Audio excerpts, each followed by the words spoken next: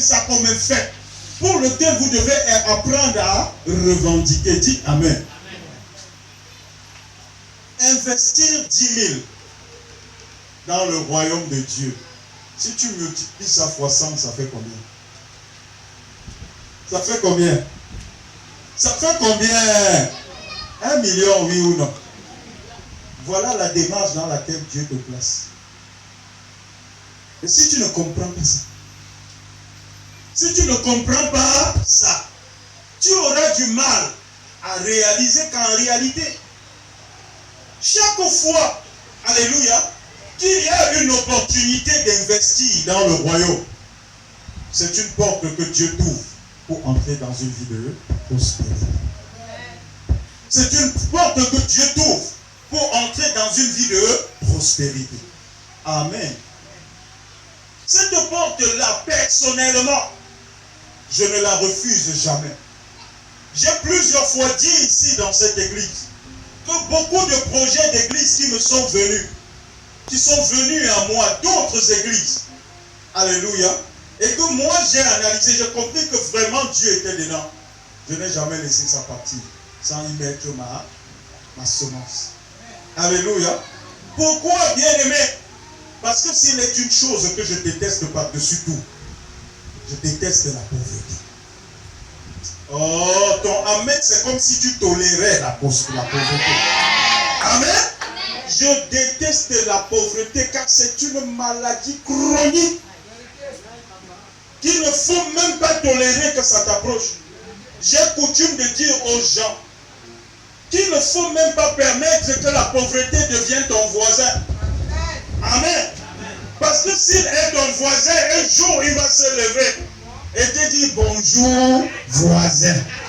Et par respect des relations de bon voisinage, tu vas aussi lui dire bonjour. Et c'est comme ça que la relation va commencer. Amen.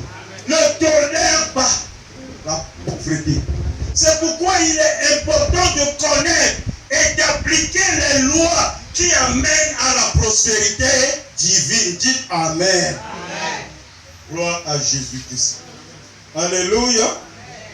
S'il y a un domaine sur la terre où l'homme investit et on moissonne 100, c'est bien le royaume, c'est bien dans le royaume de Dieu et nulle part ailleurs. Dites Amen. Amen. Alléluia. C'est dans le royaume de Dieu et nulle part ailleurs. Je vais vous donner un exemple personnel. Parce que quand on prêche souvent et que ça semble abstrait, mais Élie, on est ensemble, et que ça semble abstrait pour vous, vous dites, oh, parce qu'il enseigne des choses, comme ça, c'est la Bible. Amen. Je vais vous dire des choses réelles. En 2021, non? Ou en 2020? En 2020, c'est en 2020, oui. Alléluia. J'ai semé ma voiture, oui ou non? Je vous parle. J'ai semé ma voiture, non? Aujourd'hui, quand nous célébrons Jésus, si on est content, non? Le culte est animé, non? On danse, non? Hier, ce n'était pas comme ça. J'ai identifié le besoin dans la maison de Dieu. Écoutez-moi attentivement. Dans la maison de Dieu, on avait besoin de voir l'église. Amen. Que le peuple de Dieu loue Dieu. Il y avait un besoin d'acheter le matériel. C'est pas ça? Amen. J'avais une voiture qui était là. C'était ma voiture. Je n'avais aucune. Amen. C'était ma part. J'ai dit, Seigneur, cette voiture-ci là. Amen. Elle peut me donner de l'argent pour acheter les équipements. Oui ou non? J'ai vendu. J'ai retiré une partie de cet argent. La grande partie. Amen.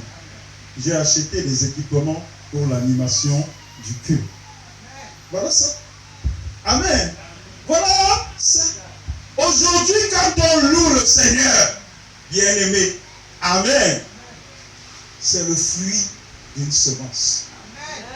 C'est le fruit d'une semence. J'ai parlé à quelqu'un? Mais bien-aimé, je vais vous dire, lorsqu'on sème avec Dieu, on moissonne. Amen. Aujourd'hui, est-ce que je n'ai pas une autre voiture? Est-ce que j'ai acheté? Dieu a envoyé la voiture. On m'a béni avec la voiture. Je me suis séparé. J'ai donné à Dieu. Dieu a touché le cœur de quelqu'un. A dit, celui-ci avait la voiture. Il s'est séparé de cette voiture pour permettre que mon nom soit plus élevé. Que le peuple de Dieu me célèbre. Alors, je me souviens de lui.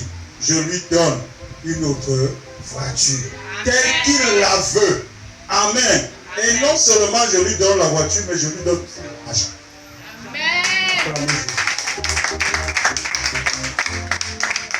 Bien-aimés, les mystères du royaume sont réels. Tous ceux qui s'aiment dans le royaume reçoivent. L'année dernière, c'était en 2020, je crois, lorsque nous l'avons fait. On avait un programme de brisement de malédiction des hôtels familiaux ici, oui ou non. Dans la caisse de projet, il y avait en tout et pour tout à l'époque 80 000. Amen. Alléluia. Mon fils qui s'était constitué prêt pour l'achat avait traîné. Mais comme je ne laisse pas la bénédiction à quelqu'un, tu ne prends pas, moi je prends. Amen. Il avait traîné. Moi j'ai dit, bon, comme il traîne là, c'est moi qui prends, j'achète ça. Amen. Mais lorsqu'il a fallu, quand il a donné, je ne suis pas le genre de pasteur qui prend l'argent pour aller acheter des costumes. Non. Quand il a semé, j'avais le programme. Il n'y avait pas d'argent en caisse pour ça. Je dis, cet argent va servir à organiser le programme de brisement des malédictions. Et ça s'est tenu. L'homme de Dieu qui est rentré dit, ton église, votre église, elle semble petite, mais c'est une grande église. Amen. Il a été bien reçu, bien nourri, parce que ma fille Nicole, elle a gâté les hommes de Dieu là. Ils ont mangé en vrai. Amen. Il était logé bien dans un hôtel et nous avons fait son paquet comme ça se doit. On lui a donné de l'argent à la taille de ce qu'il mérite. Pourquoi? Et vous pensez que quand quelqu'un, comme mon fils là, ou comme d'autres personnes, parce qu'il y a beaucoup qui ont sévi pour ce programme, vous êtes surpris des bénédictions que vous expérimentez dans votre vie maintenant? Vous êtes surpris? Amen. Vous êtes bénis parce que votre bénédiction participe à faire avancer l'œuvre de Dieu. Alléluia. Ça participe à la faire avancer. C'est pour cela que si quelqu'un s'attaque à vous, à votre bien-être, à votre prospérité, à votre avancement, ce qui est certain, ce n'est pas vous qui combattrez. Ce n'est pas vous qui combattrez, mais c'est l'Éternel qui combattra pour vous. Parce que quoi? Votre prospérité, alléluia, est rattachée à la prospérité de son royaume. Dites Amen et acclamez pour ça.